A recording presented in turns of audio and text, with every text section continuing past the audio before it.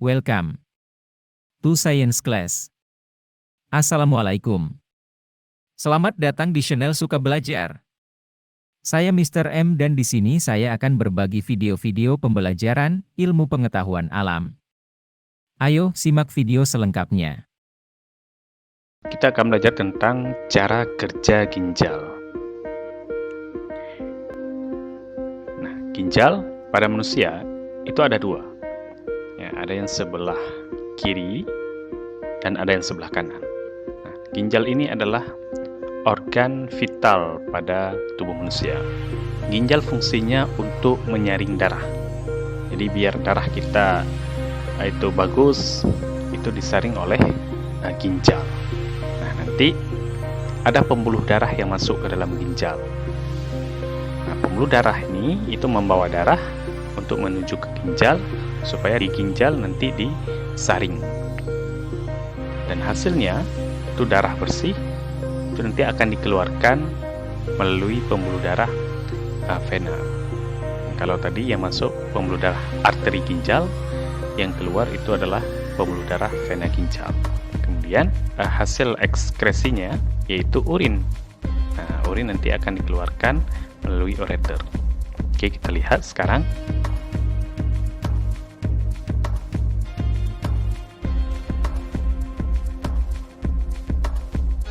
Nah, ini korteks.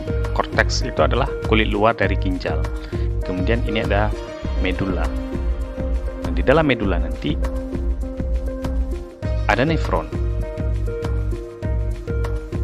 Nah, ini dia nefron. Jadi, dalam satu medula itu terdapat banyak sekali nefron. Nah, struktur dari nefron ada kapsul Bowman, tubulus proksimal, lengkung Henle, tubulus distal, dan tubulus collectivus. Nah, kita lihat pertama mekanisme kerja nefron ini bagaimana.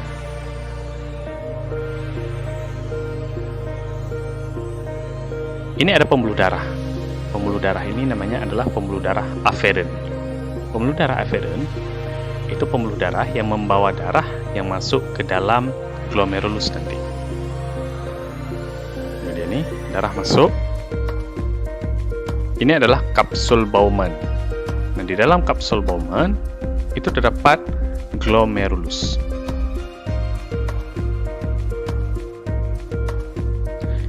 Nah, di glomerulus terjadi yang namanya filtrasi atau penyaringan. Nah, darah disaring. Hasilnya adalah urin primer. Nah, urin primer ini masih mengandung zat-zat yang masih dibutuhkan oleh tubuh. Contohnya seperti glukosa, asam amino, asam lemak, vitamin, mineral. Jadi urin primer ini itu disimpan sementara di dalam kapsul Bowman.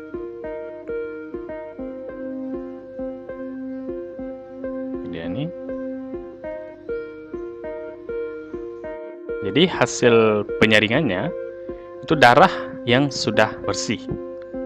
Nah, darah yang sudah bersih itu keluar melalui arteriola eferen. Nah, ini arteriola eferen. Nah, kemudian urin primer akan dibawa ke tubulus proksimal dan lengkung Henle. Di tubulus proksimal dan lengkung Henle itu terjadi yang namanya reabsorpsi. Reabsorpsi adalah penyerapan kembali zat-zat yang masih dibutuhkan oleh tubuh. Contohnya seperti glukosa, asam amino, asam lemak, air, vitamin, dan mineral itu diserap lagi. Nah, kemana diserapnya? Diserap ke dalam pembuluh darah. Nah, kalau ini lengkung Henle, di sampingnya itu ada pembuluh darah. Nah, dari mana pembuluh darah ini? Pembuluh darah ini adalah pembuluh darah eferen. Ini dia ya. Nah, ini terjadi reabsorpsi, penyerapan kembali zat-zat yang masih dibutuhkan oleh tubuh. Di lengkung Henle dan tubulus proksimal itu sama-sama terjadi yang namanya reabsorpsi sehingga menghasilkan urin sekunder.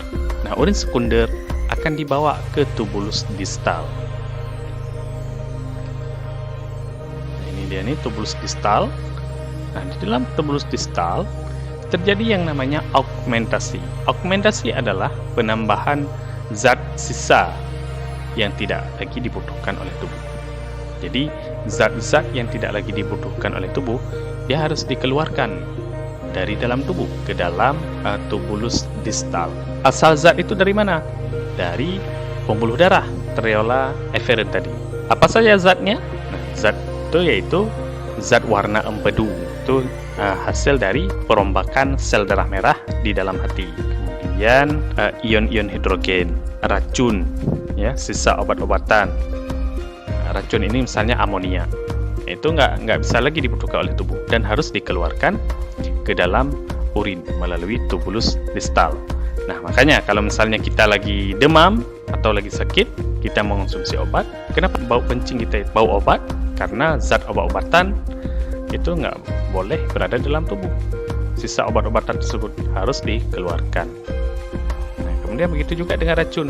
Makanya kalau kita lagi sakit ataupun demam, kita disuruh banyak minum air. Kenapa? Agar racun-racun tersebut dikeluarkan dari dalam tubuh.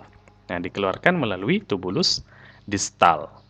Nah, jadi dari pembuluh darah ini dia diaugmentasikan pun ditambahkan ke dalam tubulus distal sehingga menjadi urin sesungguhnya.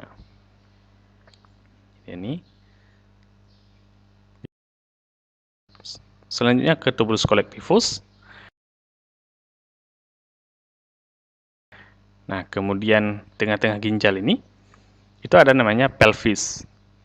Nah, jadi urin sesungguhnya ke pelvis, selanjutnya ke ureter, dan ke kantung kemih.